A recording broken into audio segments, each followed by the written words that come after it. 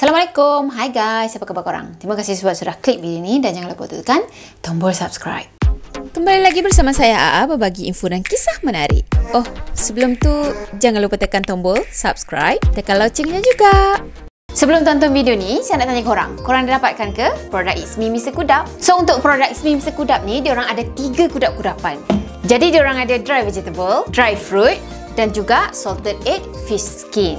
So untuk salted egg fish skin ni harganya RM15 dan lagi 2 produk diorang ni harganya RM13 sahaja. Jadi untuk dapatkan produk ni senang je, korang pergi ke ruang description dekat bawah. Saya dah tinggalkan link Shopee dekat bawah, korang klik je dekat situ. So jangan lupa untuk dapatkan produk It's Me Mr. Kudap sambil-sambil layan cerita ni. Dap Mr. Kudap. Dap. Okey, kisah kali ini adalah tragedi kebakaran yang berlaku dekat kilang Pertamina di Indonesia. Sebenarnya berita ni memang mengejutkan rakyat Indonesia masa tu. Berita ni daripada IG Roy Kiyoshi. Mungkin ada antara korang yang kenal dengan siapa Roy Kiyoshi ni. Dan sebenarnya setiap tahun dia akan meramal apa yang akan jadi di sekitar tahun tu. Jadi awal tahun ni juga dia buat ramalan dia. Dan dia postkanlah salah satu ramalan dia ni dah terbukti berlaku. Saya juga mencium aroma ledakan gas yang tinggi yang sangat bau sekali. Itu juga akan muncul di tahun 2021.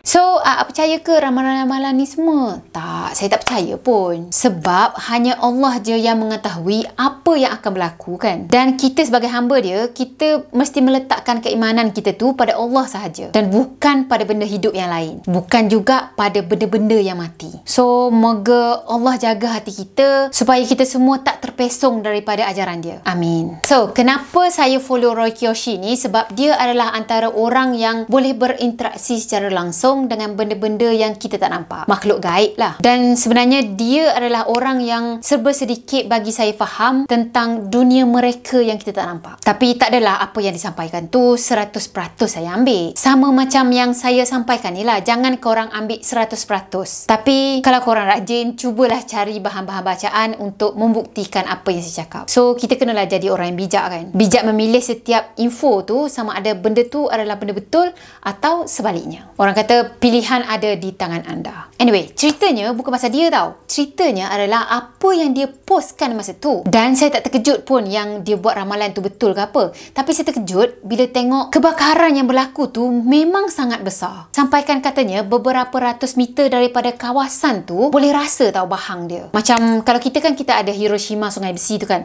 Kalau diorang saya rasa diorang ada Pertamina yang terbakar. Okey, dah sedia? Jom kita mula. Pada 29 Mac 2021, pada jam 12.45 pagi, kilang Pertamina Balongan telah terbakar. Yang katanya berawal daripada kebakaran yang berlaku dekat tangki T301G. Jadi ada salah satu tangki yang ada dekat kilang tu terbakar. So kilang Pertamina ni sendiri adalah kilang yang menghasilkan minyak. Jadi kejadian ni berlaku dekat Desa Balongan, Kabupaten Indramayu, Jawa Barat. Kilang Balongan yang terbakar tu adalah kilang yang ke-6 daripada 7 kilang Pertamina. So kilang Pertamina ni ataupun syarikat Pertamina ni sendiri adalah satu syarikat yang besar yang memang sangat popular dekat sana. Kalau kita mungkin kita ada Shell, Petronas macam tu kan. Dan bisnes mereka pula memang berfokuskan kepada produk bahan-bahan bakar macam bahan minyak bakar BBM, non-BBN dan juga petrokimia. Dan syarikat Pertamina ni sendiri dah ditubuhkan daripada tahun 1994. Sebenarnya ada beberapa orang warga sekitar tu yang lalu area situ. Dan mereka ni adalah antara mangsa kejadian sebab mereka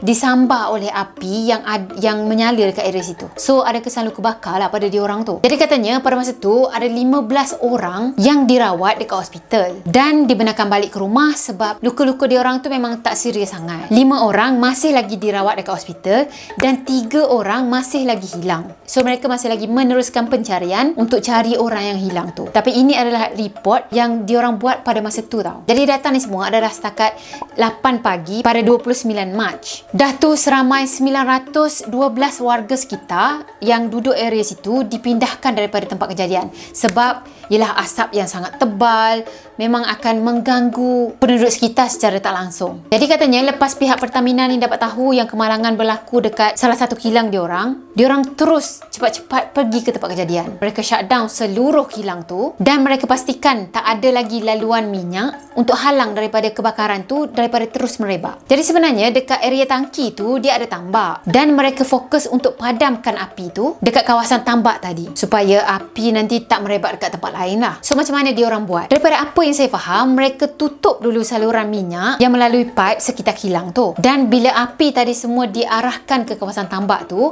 mereka akan fokuskan untuk padamkan kebakaran tu dekat arah tambak tu.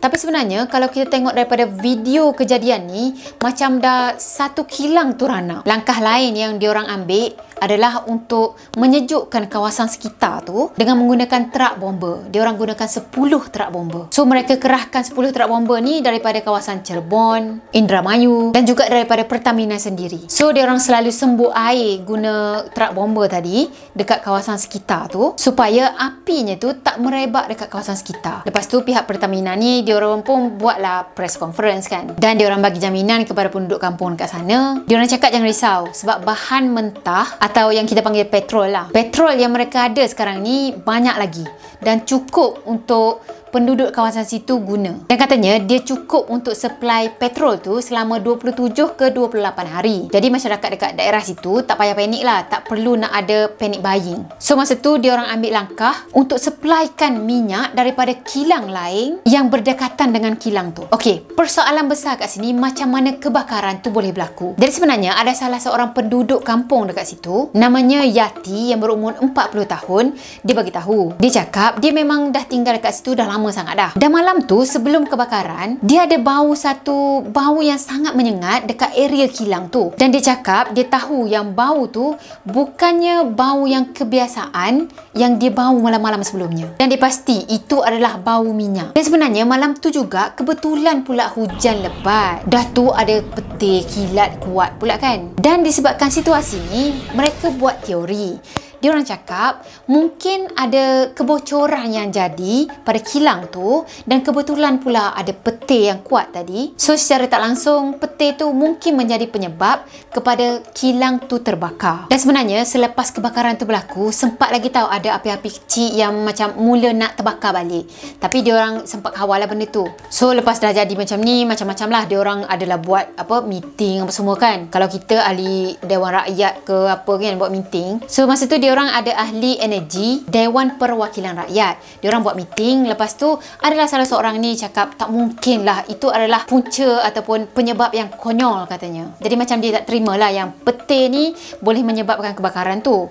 So dia orang minta untuk buat investigasi, buat siasatan secara lanjut apa sebenarnya punca yang menyebabkan kebakaran tu berlaku. Dan bagi pihak Pertamina sendiri, dia cakap kalau nak buat penyiasatan secara lanjut silakan, tapi tunggu dulu sehingga kilang tu pulih sepenuhnya. Maksudnya tak adalah nak masuk terus buat siasatan tapi kilang tu dalam keadaan bahaya lagi kan. So sampai sekarang ni diorang masih lagi buat investigasi, diorang masih lagi buat penyiasatan secara lanjut apa punca sebenarnya yang menyebabkan kebakaran tu berlaku. Dan mungkin kalau kita tahu punca sebenar dia, mungkin negara kita sendiri pun, kita pun ada minyak kita kan. So mungkin kita sendiri pun boleh ambil langkah berjaga-jaga daripada benda tu berulang kepada negara kita. The end. Video ni pun pendek je, tapi apa yang saya nak highlightkan dekat sini, benda yang nak jadi tu memang akan jadi. Sama ada orang nak meramal ke, ataupun ada orang nak agak-agak aku rasa ini akan jadi ni, tiba-tiba jadi kan. Lepas tu kan aku dah cakap, sebenarnya tak. Sebenarnya memang itu dah ketentuan. Takdirnya memang dah begitu. So kita sebagai umat Islam, kita memang kena fikir semua tu datang daripada Allah. Kalau Allah tak mengizinkan,